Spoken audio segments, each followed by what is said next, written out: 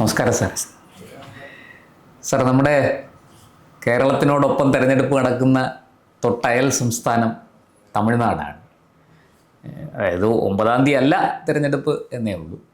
പക്ഷെ തമിഴ്നാട്ടിലെ രാഷ്ട്രീയ സാഹചര്യങ്ങൾ നമ്മൾ വിലയിരുത്തുമ്പോൾ അപ്പോൾ അവിടെ ADMK DMK രണ്ട് പാർട്ടികളുടെ നേതൃത്വത്തിൽ രണ്ട് മുന്നണികൾ, ശരിക്കും DMKയുടെ നേതൃത്വത്തിൽ വാസ്തവത്തിൽ DMK മാത്രമേ ഉള്ളൂ, എങ്കിലും നമുക്ക് ഇന്ത്യ മുന്നണി എന്ന് വേണമെങ്കിൽ പറയാം. കാരണം കോൺഗ്രസും CPM ഒക്കെ അവരുടെ കൂടെ ഉണ്ട്. ഇപ്പുറത്ത് ADMKയുടെ നേതൃത്വത്തിലാണ് NDA, ദേശീയ ജനാധിപത്യ സഖ്യം മത്സരിക്കുന്നത്. അവിടുത്തെ ഇപ്പോഴത്തെ ഒരു രാഷ്ട്രീയ സാഹചര്യം, ഇതിൻ്റെ ഇടയ്ക്ക് അവിടുത്തെ നടൻ ഇളയ ദളപതി എന്നറിയപ്പെടുന്ന വിജയ്, അദ്ദേഹം തമിഴ് വെട്രി കഴകം എന്ന് പറഞ്ഞൊരു പാർട്ടി ഉണ്ടാക്കി എല്ലാ മണ്ഡലത്തിലും മത്സരിക്കും എന്ന് പ്രഖ്യാപിച്ച് രംഗത്ത് വന്നിട്ടുണ്ട്. പിന്നെ ഈ കമലഹാസനും പ്രകാശ് രാജും ഒക്കെ സ്റ്റാലിൻ്റെ ഒപ്പം നിന്ന് ഞാനും മുതലയച്ചനും ചേർന്ന് ആനയെ പിടിച്ചെന്നൊക്കെ പറയുന്ന പോലത്തെ ഡയലോഗ് അടി നടത്തുന്നുണ്ട്. എന്താണ് സർ തമിഴ്നാട് രാഷ്ട്രീയത്തിൽ സംഭവിച്ചുകൊണ്ടിരിക്കുന്നത്? ആർക്കാണ് അവിടെ വിജയസാധ്യത? കാര്യങ്ങൾ എങ്ങനെയൊക്കെയാണ് മുന്നോട്ട് പോകുന്നത്? തമിഴ്നാട് രാഷ്ട്രീയത്തെക്കുറിച്ച് ആദ്യം ചോദിച്ചപ്പോഴേ എൻ്റെ മനസ്സിൽ വരുന്നത് വർഷങ്ങൾക്ക് മുമ്പ് വന്ന ഒരു കാർട്ടൂണാണ്. ദിനമലരാണെന്നാണ് എൻ്റെ തോന്നുന്നത്. ദിനമലർ, ദിനതന്തി, ദിനതന്തിയോ ദിനമലരോ ഏതോ ഒരു പത്രത്തിനകത്ത് വന്ന കാർട്ടൂണാണ്, വർഷങ്ങൾക്ക് മുമ്പാണ്. അതിനകത്ത് ഒരു സ്റ്റേജിൽ രണ്ട് നേതാക്കന്മാർ, മന്ത്രിയും MLAയും ഇരിക്കുന്നു. ആൾക്കൂട്ടത്തിൽ നിന്നൊരുത്തന് മറ്റൊരാളോട് ചോദിക്കുകയാണ്, ആ ഇരിക്കുന്നതിൽ ആരാണ് MLA, ആരാണ് മന്ത്രി? അയാൾക്കറിയത്തില്ല. ഇയാൾ പറഞ്ഞു, ആ ഇരിക്കുന്നത് പോക്കറ്റടിക്കാരൻ്റെ കൂട്ടൊരുത്തൻ ഇരിക്കുന്നില്ലയോ, അവനാ MLA. കൊള്ളക്കാരൻ്റെ ഒരുത്തൻ ഇരിക്കുന്നില്ലയോ, അവനാണ് മന്ത്രി. ഇത് തമിഴ്നാട്ടിൽ വലിയ കോളുകളൊക്കെ ഉണ്ടാക്കി. പത്രാധിപരെ നിയമസഭയിൽ വിളിച്ചു വരുത്തി വലിയ ബഹളങ്ങളും പ്രശ്നങ്ങളൊക്കെ ഉണ്ടാക്കി. പിന്നെ അതങ്ങ് കെട്ടടങ്ങിപ്പോയി. എങ്കിലും തമിഴ്നാട്ടിലെ സ്ഥിതി അതാണ്. പോക്കറ്റടിക്കാരൻ്റെ തനി സ്വരൂപമാണ് തമിഴ്നാട്ടിലെ MLAമാർ. കൊള്ളക്കാരന്മാരുടെ തനി സ്വരൂപമാണ് തമിഴ്നാട്ടിലെ മന്ത്രിമാർ. കൊള്ളത്തലവനാണ് തമിഴ്നാട്ടിലെ മുഖ്യമന്ത്രി. ഇതാണ് തമിഴ്നാട്ടിലെ സ്ഥിതി. എന്ന് പറഞ്ഞാൽ തമിഴ്നാടിൻ്റെ ചരിത്രത്തിൽ ഇതുവരെ ഇല്ലാത്ത വിധത്തിൽ കറപ്റ്റ് ഒരു ഗവൺമെൻറ്റാണ് അവിടെ ഭരിച്ചുകൊണ്ടിരിക്കുന്നത്. പക്ഷേ വീണ്ടും സ്റ്റാലിൻ അധികാരത്തിൽ വരാനുള്ള സാധ്യത വെള്ളിത്താലത്തിൽ വെച്ച് ഭാരതീയ ജനതാ പാർട്ടി സ്റ്റാലിന് കൊടുത്തു. അതിൻ്റെ കാര്യം എന്താണെന്ന് വെച്ചാൽ, ഞാൻ മനസ്സിലാക്കിയിടത്തോളം ഇതിൻ്റെ പിന്നിൽ പ്രവർത്തിക്കുന്നതിന് ചില പൊളിറ്റിക്സിന് നമ്മൾ 2-2 4 നമുക്ക്. പൊളിറ്റിക്സ് നിൽക്കുന്നവർക്ക് 2-2 5 2-2 3 ആണ് അവരുടെ കാൽക്കുലേഷൻ. വേണമെങ്കിൽ 22 ആകാം, എന്തും ചെയ്യാം. അപ്പോൾ അതുകൊണ്ട് ഇതിനകത്ത് അണ്ണാമല വന്ന കാലം തൊട്ട് ഏതൊക്കെയോ ചില ലോബികളെ അദ്ദേഹത്തിൻ്റെ വരവ് അലോസരപ്പെടുത്തുന്നുണ്ട്. ഇഷ്ടപ്പെട്ടിട്ടില്ല. അത് DMKയിലും ഉണ്ട്, AIDMKയിലും ഉണ്ട്, BJPയിലും ഉണ്ട്. DMKയിലും AIDMKയിലും നമുക്ക് മനസ്സിലാകാം, സ്വാഭാവികം. BJPയിൽ എന്തിനാ കിടന്ന് പിന്നെ അസ്വാഭാവികമാണ്. അപ്പോൾ BJPയിൽ അവിടെ നടക്കുന്ന പല കാര്യങ്ങളിലും അസ്വാഭാവികമാണ്. അതേസമയം അണ്ണാമലയോട് വ്യക്തിപരമായി നല്ല അടുപ്പമുള്ള ആളാണ് പ്രധാനമന്ത്രി നരേന്ദ്രമോദിയും പിന്നെ അമിത്ഷായും. പിന്നെ അണ്ണാമലയ്ക്ക് ഞാൻ കാണുന്ന ഒരു പ്ലസ് പോയിൻ്റ്, അണ്ണാമല ഒരു പിരിവുകാരനല്ല, അഴിമതിക്കാരനല്ല. ഇന്ത്യൻ പോലീസ് സർവീസിൽ നിന്ന് വളണ്ടറി റിട്ടയർമെൻ്റ് എടുത്ത് രാജ്യസേവനത്തിന് ഇറങ്ങിയ ഒരാളാണ്. അദ്ദേഹം ഈ തമിഴ്നാട് പൊളിറ്റിക്സിലേക്ക് വന്നപ്പോൾ അദ്ദേഹം വളരെ ക്ലിയറായിട്ട് പറഞ്ഞു, നരേന്ദ്രമോദിയുടെ വികസന നയങ്ങളാണ് എന്നെ ഇതിലേക്ക് ആകർഷിച്ചത്. അപ്പോൾ അഴിമതിരഹിതമായൊരു തമിഴ്നാടാണ് അണ്ണാമല സ്വപ്നം കാണുന്നത്. അണ്ണാമല ആർക്ക് ആവശ്യമുണ്ട്? അണ്ണാമലയെ BJPക്ക് ഒട്ടും ആവശ്യമില്ല.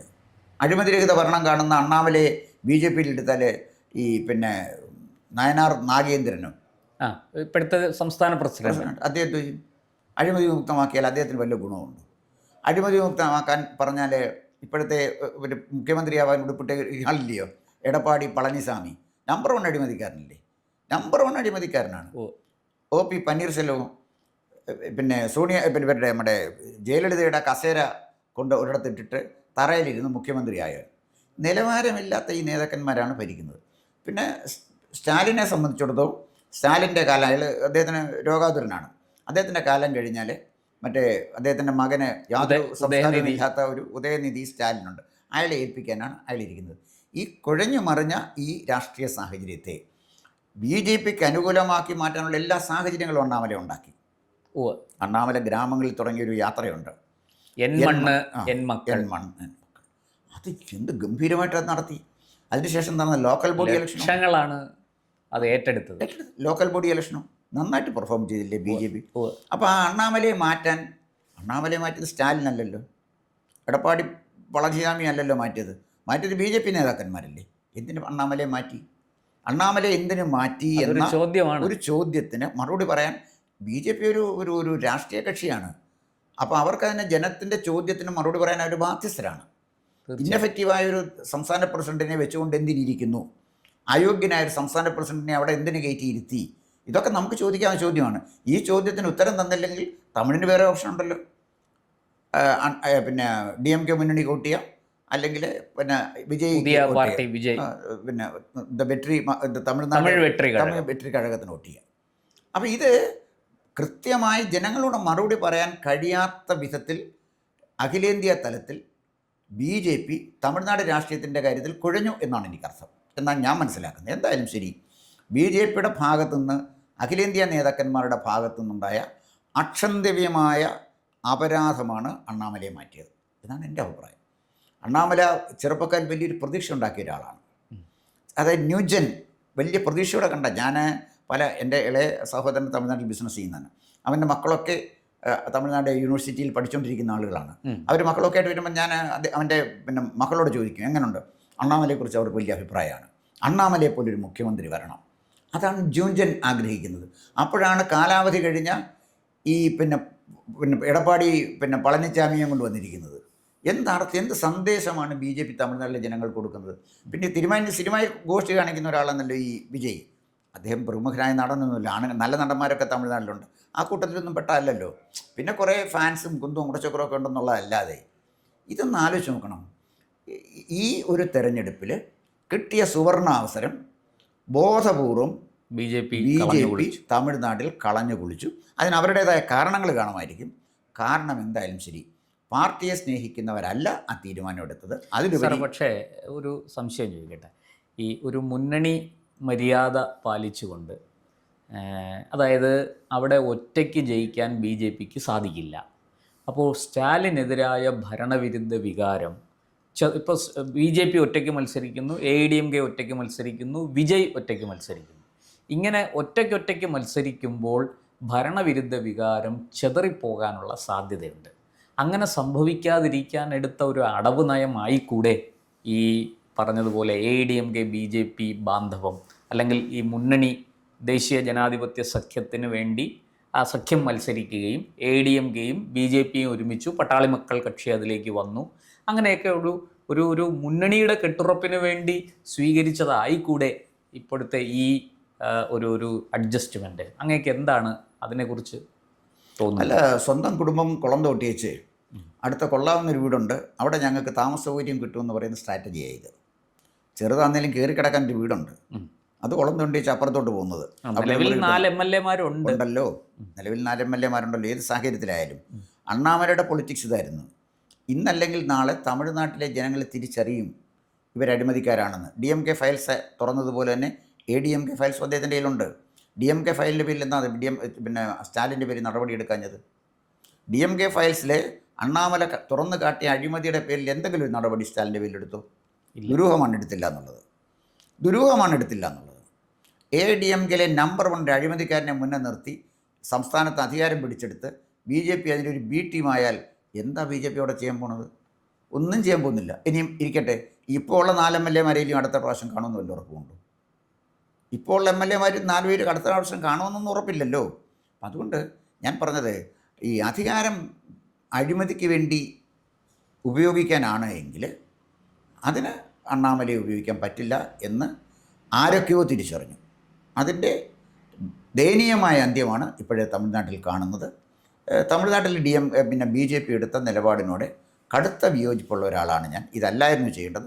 അധികാരം BJP പിടിക്കണമെന്നില്ല, പക്ഷേ BJP ഒറ്റയ്ക്ക് മത്സരിച്ചാലും BJP കുറച്ചുകൂട്ട് കിട്ടുമായിരുന്നു. BJP ഒറ്റയ്ക്ക് മത്സരിക്കുമ്പോൾ അത് AIADMK പ്രതികൂലമായിട്ട് ബാധിക്കുമായിരുന്നു. ഒരു പ്രാവശ്യം കൂടെ AIADMK പ്രതിപക്ഷത്തിരിക്കേണ്ടി വന്നാൽ വംശനാശം സംഭവിച്ചു പോകുമായിരുന്നു. തീർച്ചയായിട്ടും. അത് സ്ട്രാറ്റജിക്കലായിട്ട് അത് തന്നെയാണ് അണ്ണാമല പറഞ്ഞത്. അപ്പോൾ ഒരു പ്രാവശ്യം കൂടെ അതിനകത്തുള്ള നല്ല നേതാക്കളെല്ലാം BJPയിലേക്ക് വരികയും ചെയ്യും. അപ്പോഴേ ഇവിടെ പിന്നെ ശശികല നമ്മുടെ ജയലളിതയുടെ തോഴി ഇതൊക്കെയായിരുന്നില്ല തമിഴ്നാട്ടിൽ കൊണ്ടുനടന്നത്. പിന്നെ ദിനകരൻ മണ്ടുടുത്തന്. ഇതൊക്കെ എന്ന് പറഞ്ഞാൽ ഈ ഒരു സംസ്ഥാനത്തിന് അഴിമതിയുടെ ആൾരൂപങ്ങളാണ്. അത് ഒരു സംസ്ഥാനത്തിനല്ല, ഇന്ത്യക്ക് തന്നെ അപമാനമാണ് അവിടുത്തെ തമിഴ്നാട്ടിലെ ഈ രാഷ്ട്രീയ നേതാക്കന്മാർ. അപ്പോൾ അവരെ ചുമക്കണ്ട എന്ന് അണ്ണാമല വെക്കുകയും അധികാരം അവിടെ നിൽക്കട്ടെ, ഞങ്ങൾക്ക് ചെറിയ അധികാരം മതി, ഘട്ടം ഘട്ടമായിട്ട് BJPയെ ബിൽഡപ്പ് ചെയ്യാൻ അദ്ദേഹം നടത്തിയ ശ്രമത്തിൻ്റെ കടക്കൽ കത്തിവെച്ചതിൻ്റെ വലിയ വില BJP കൊടുക്കേണ്ടി വരും എന്ന് തന്നെയാണ് ഞാൻ കരുതുന്നത്. തീർച്ചയായിട്ടും നമുക്ക് ഇനിയിപ്പോൾ തെരഞ്ഞെടുപ്പ് നടക്കുന്നതിന് മുമ്പ് നമുക്ക് വീണ്ടും ഈ വിഷയവുമായിട്ട് അവിടെ പ്രചാരണ പ്രവർത്തനങ്ങളെല്ലാം കൊടുമ്പിരിക്കൊണ്ടിരിക്കുകയാണ്. അണ്ണാമലൈ പുതുച്ചേരിയിൽ പോയി BJPക്ക് വേണ്ടി തെരഞ്ഞെടുപ്പ് പ്രചാരണങ്ങൾ നടത്തി. തമിഴ്നാട്ടിലും അദ്ദേഹം തെരഞ്ഞെടുപ്പ് പ്രചാരണ പ്രവർത്തനങ്ങളിൽ സഹകരിക്കും എന്ന് പറഞ്ഞിട്ടുണ്ട്, പക്ഷെ മത്സരിക്കുന്നില്ല. അപ്പം നമുക്ക് കൂടുതൽ വിവരങ്ങളുമായിട്ട് പിന്നാലെ വരാം. അല്ല, അതിനകത്തൊരു കാര്യം കൂടെ ആഡ് ചെയ്യാനുണ്ട്. പ്രധാനമന്ത്രി തമിഴ്നാട്ടിലെ പര്യടനം റദ്ദാക്കി. കാരണം സീറ്റ് വിഭജനം വൃത്തിയായിട്ട് നടത്താൻ അവിടുത്തെ തമിഴ്നാട്ടിലെ നേതാക്കന്മാർ കഴിഞ്ഞില്ല. അപ്പം അത് എന്തായാലും ശരി, തമിഴ്നാട്ടിലെ പിന്നെ BJPയിലുള്ള അഴിമതിക്കാരായ ഒരു ലോബി അണ്ണാമലയ്ക്കെതിരാണ്. BJP അഖിലേന്ത്യാ നേതൃത്വം തീരുമാനിക്കേണ്ടത് അഴിമതിക്കാരന്മാരായ ഈ നേതാക്കന്മാരെ വെച്ച് താൽക്കാലിക ലാഭത്തിന് വേണ്ടി തമിഴ്നാട് പിടിച്ചെടുക്കണോ, അതോ ഘട്ടം ഘട്ടമായി തമിഴ്നാടിൻ്റെ അധികാരം കൊണ്ടുവരാൻ അണ്ണാമലയെ നിർത്തി വേണോ മുന്നോട്ട് പോകണോ? അണ്ണാമല മുന്നോട്ട് നിർത്തിപ്പോയപ്പോൾ രാമസ്വാമി നായ്ക്കർക്കെതിരായിട്ടാണ് അണ്ണാമല പറഞ്ഞത്. DMKയുടെ പ്രഖ്യാപിത നയങ്ങളെ, അതായത് ഈ ദ്രാവിഡ സംസ്കാരം എന്ന് പറഞ്ഞ് ഇവർ പോകുന്നത് കൊള്ളയടിക്കാനാണ് എന്നത് ബോധ്യപ്പെടുത്തി. അപ്പോൾ ജനങ്ങളെ ബോധ്യപ്പെടുത്തി ഹിന്ദി മോശമായൊരു ഭാഷയല്ല എന്ന് തുറന്നു പറയാൻ ധൈര്യം കാണിച്ച അണ്ണാമലയല്ലേ. അവർക്കൊരു ഒരു ആറ്റിറ്റ്യൂഡൽ ചേഞ്ച് അല്ലേ ഉണ്ടാകും, നിലപാട് എപ്പോഴും ഉണ്ടായി. അതിനുവേണ്ടിയാണ് അണ്ണാമല ശ്രമിച്ചത്. ഒരു ഫൈൻ മോർണിംഗിൽ തമിഴ്നാട്ടിൽ പറ്റില്ല. വികാരപരമായി ആ കാര്യങ്ങളെ കാണുന്ന ആളുകളാണ് തമിഴ് ജനത. അവരിലെ ഘട്ടം ഘട്ടമായി മാറ്റങ്ങൾ അവരിലേക്ക് ഇറങ്ങി ചെന്നാലേ പറ്റുള്ളൂ. അതാണ് അവരിൽ ഘട്ടം ഘട്ടമായി മാറ്റങ്ങൾ കൊണ്ടിരുന്ന ഒരു നിർണായകമായ ഘട്ടത്തിൽ അണ്ണാമലയെ നിർവീര്യനാക്കിയതിന് വലിയ വില BJP കൊടുക്കേണ്ടി വരും എന്നാണ് ഞാൻ കരുതുന്നത്. എന്തായാലും നമുക്ക് കാത്തിരിക്കാം സാർ. കൂടുതൽ വിവരങ്ങൾ വരട്ടെ. തമിഴ്നാട്ടിൽ നിന്ന് കൂടുതൽ വാർത്തകൾ വരേണ്ടതുണ്ട്. വരും ദിവസങ്ങളിൽ നമുക്ക് അതുമായിട്ട് വീണ്ടും നമുക്കൊരു ചർച്ച, ഒരു വിലയിരുത്തൽ നടത്താം. നന്ദി. കൂടുതൽ വാർത്തകളും വിശേഷങ്ങളും നേരിട്ട് ലഭിക്കാൻ ജനങ്ങളിൽ നിന്ന് ജനങ്ങളിലേക്ക് ജനഭൂമി ന്യൂസ് സബ്സ്ക്രൈബ് ചെയ്യൂ. ബെൽ ബട്ടൺ അമർത്താനും മറക്കരുത്.